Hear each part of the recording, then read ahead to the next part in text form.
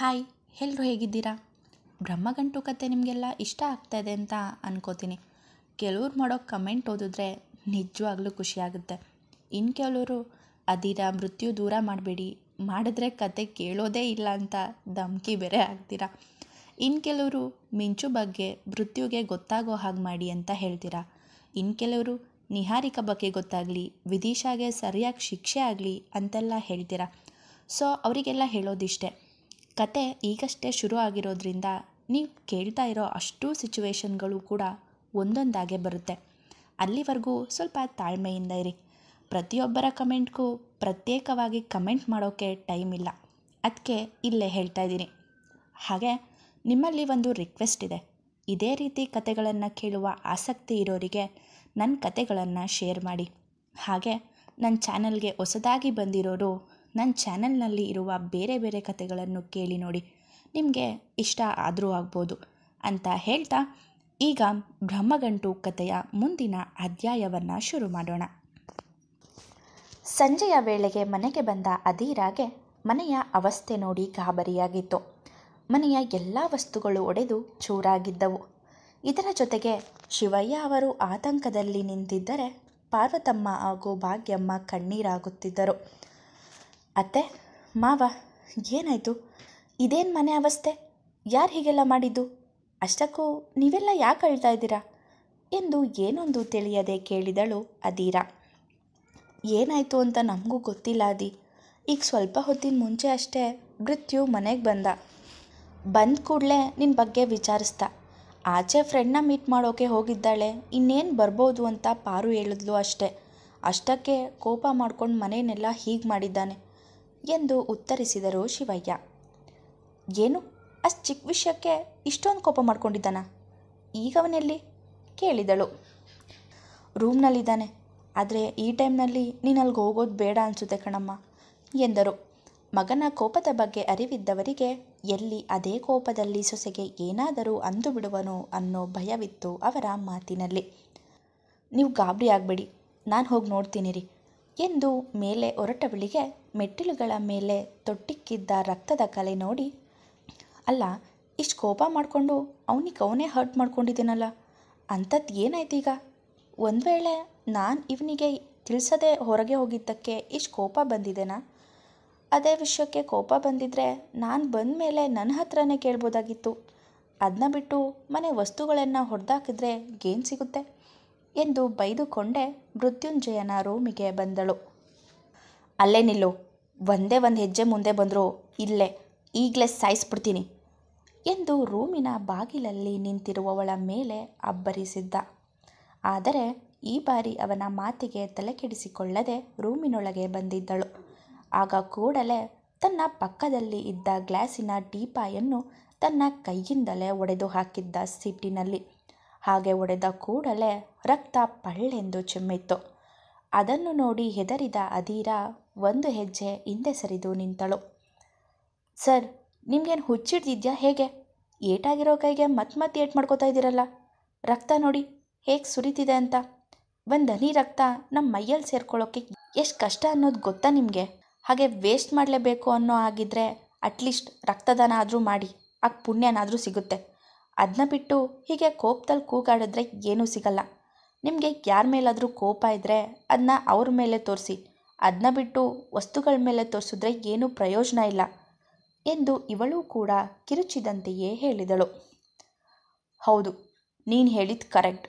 ಯಾರ ಮೇಲೆ ಕೋಪ ಇದೆಯೋ ಅವ್ರ ಮೇಲೆ ತೀರಿಸ್ಕೋಬೇಕು ಎಂದು ಹೇಳಿ ಅದೀರಾ ಕುತ್ತಿಗೆಗೆ ಕೈ ಹಾಕಿದ.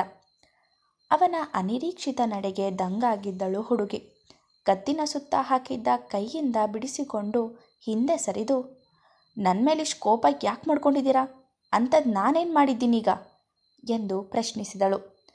ಒಂದೊಂದು ದಿನ ಒಂದೊಂದು ರೀತಿ ಆಡುವ ಮೃತ್ಯುಂಜಯನ ನಡವಳಿಕೆ ಇದುವರೆಗೂ ಅವಳಿಗೆ ಅರ್ಥವೇ ಆಗುತ್ತಿರಲಿಲ್ಲ.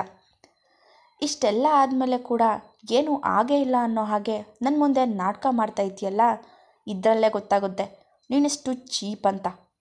ನೋಡು, ಇನ್ನೊಂದೇ ಒಂದು ನಿಮಿಷ ಈ ಮನೇಲಿದ್ದರೆ ಅದ್ರ ಪರಿಣಾಮ ಸರಿ ಇರಲ್ಲ. ಇನ್ಮೇಲೆ ನನಗೂ ನಿನಗೂ ಯಾವ ಸಂಬಂಧನೂ ಇಲ್ಲ.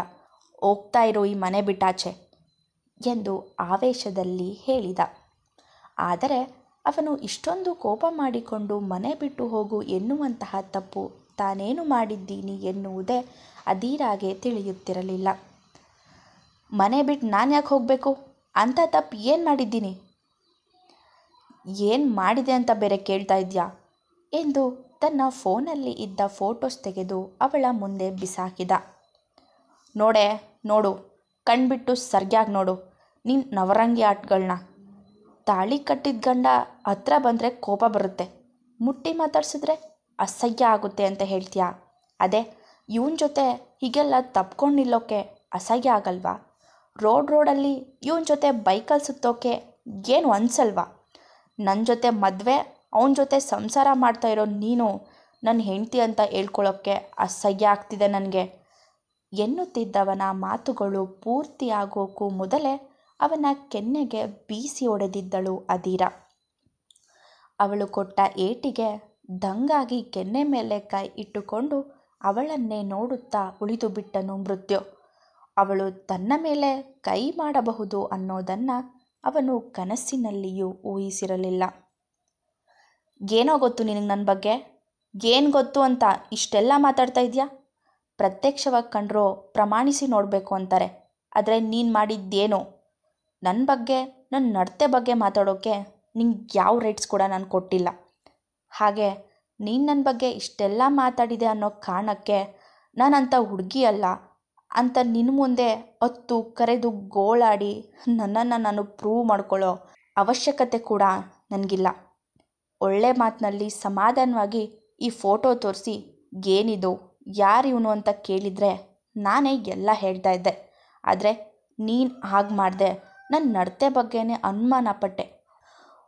ಒಂದು ಗಂಡ ಹೆಂಡತಿ ಸಂಬಂಧದಲ್ಲಿ ಪ್ರೀತಿ ಇಲ್ಲ ಅಂದರೂ ಹೇಗೋ ಹೊಂದ್ಕೊಂಡು ಜೀವನ ಮಾಡ್ಬೋದು, ಆದರೆ ಒಬ್ಬನ ಮೇಲೆ ಒಬ್ಬರಿಗೆ ನಂಬಿಕೆನೇ ಇಲ್ಲ ಅಂದರೆ ಆ ಸಂಬಂಧಕ್ಕೆ ಅರ್ಥನೇ ಇಲ್ಲ. ನೀನೇನೋ ನನ್ನ ಮನೆ ಬಿಟ್ಟು ಹೋಗು ಅನ್ನೋದು ಈಗ ಹೇಳ್ತೀನಿ ಕೇಳು, ಇನ್ನೊಂದೇ ಒಂದು ನಿಮಿಷ ಕೂಡ ಈ ಮನೇಲಿರಲ್ಲ ಎಂದು ತೋರು ಬೆರಳು ತೋರಿಸಿ ಸಿಟ್ಟಿನಲ್ಲಿ ಗುಡುಗಿದರೆ ಮಾತು ಬಾರದವನ ಹಾಗೆ ನಿಂತು ಬಿಟ್ಟಿದ್ದ.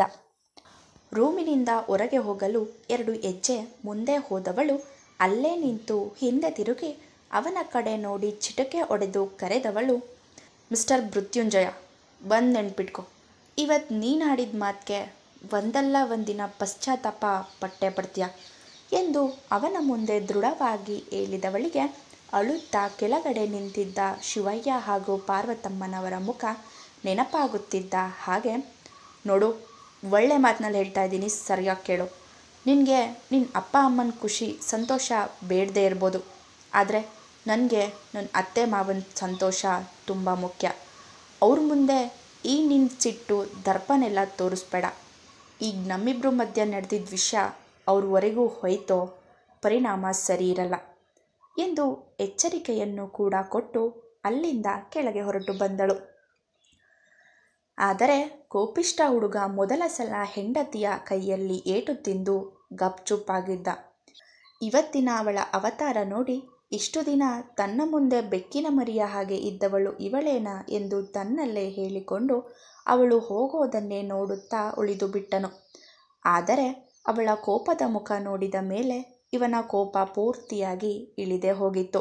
ಯಾವುದು ಸರಿ ಯಾವುದು ತಪ್ಪು ಎಂದು ತಿಳಿಯದಾಗಿದ್ದ.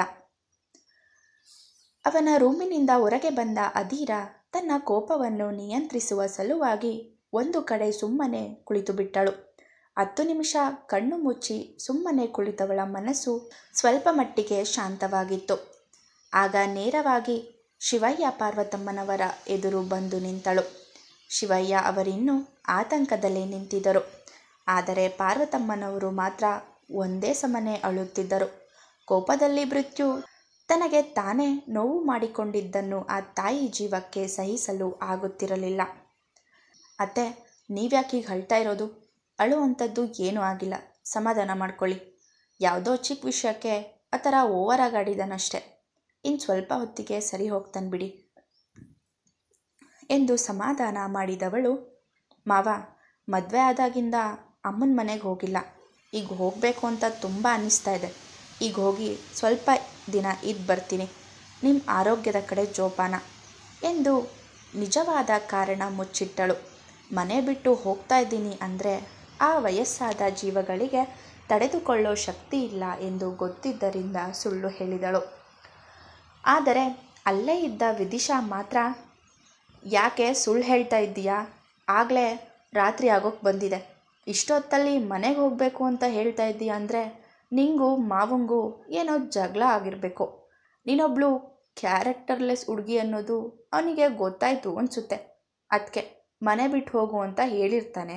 ಆದರೆ ನೀನು ಇಲ್ಲಿ ಬಂದು ನಮ್ಮ ಮುಂದೆ ನಾಟಕ ಮಾಡ್ತಾ ಇದೀಯ ಅನ್ನೋದು ನಮಗೇನು ಗೊತ್ತಾಗಲ್ಲ ಅಂದ್ಕೊಂಡಿದ್ಯಾ ಎಂದು ಎಲ್ಲರ ಮುಂದೆ ವ್ಯಂಗ್ಯವಾಗಿ ಹೇಳಿದಳು. ಅವಳ ಮಾತಿನಿಂದ ಇಳಿದಿದ್ದ ಕೋಪ ಪುನಃ ಏರಿತ್ತು ಅದೀರಾಗೆ. ವಿದಿಶಾ ಹತ್ತಿರ ಬಂದವಳೆ ಅವಳ ಕೆನ್ನೆಗೆ ಹೊಡೆದು, ಪ್ರತಿ ಸಾರಿ ನನ್ನ ವಿಷಯಕ್ಕೆ ಬರಬೇಡ ಅಂತ ಎಷ್ಟು ಹೇಳಿದ್ರು ನಿಂಗೆ ಅರ್ಥ ಆಗಲ್ಲ ಅಲ್ವಾ? ನನ್ನ ಬಗ್ಗೆ ಮಾತಾಡೋಕ್ಕೂ ಮೊದಲು ನೀನು ಮಾಡಿರೋ ಘನಂದಾರಿ ಕೆಲಸದ ಬಗ್ಗೆ ಯೋಚನೆ ಮಾಡು. ಒಬ್ಬನನ್ನು ಪ್ರೀತಿಸಿ ನಾಟಕ ಮಾಡಿ ಈಗ ಮದುವೆ ಆಗಿರೋ ಗಂಡಸಿನ ಹಿಂದೆ ಬಿದ್ದಿದೆಯಲ್ಲ, ನಿನ್ನಂತವಳಿಗೆ ಹೇಳ್ತಾರೆ ಕ್ಯಾರೆಕ್ಟರ್ಲೆಸ್ ಹುಡುಗಿ ಅಂತ ಎಂದು ಬೈದು ಮನೆಯಿಂದ ಹೊರಗೆ ಬಂದಿದ್ದಳು ಅದೀರಾ. ಅವಳು ಮನೆಯಿಂದ ಗೇಟಿನವರೆಗೂ ನಡೆದುಕೊಂಡು ಹೋಗೋದನ್ನು ಬಾಲ್ಕನಿಯಲ್ಲಿ ನಿಂತು ನೋಡುತ್ತಿದ್ದ ಮೃತ್ಯುಂಜಯ. ಮನಸ್ಸು ಅವಳನ್ನು ಹೋಗದ ರೀತಿ ತಡಿ ಎಂದು ಹೇಳುತ್ತಿದ್ದರೂ ಮನಸ್ಸಿನ ಮಾತು ಕೇಳದೆ ಹಾಗೆ ನಿಂತನು. ಅವಳು ಅವನ ಮೇಲೆ ಕೈ ಮಾಡಿದ್ದು ಅವನ ಈಗೋವನ್ನು ಕೆಣಕುವಂತೆ ಮಾಡಿತ್ತು.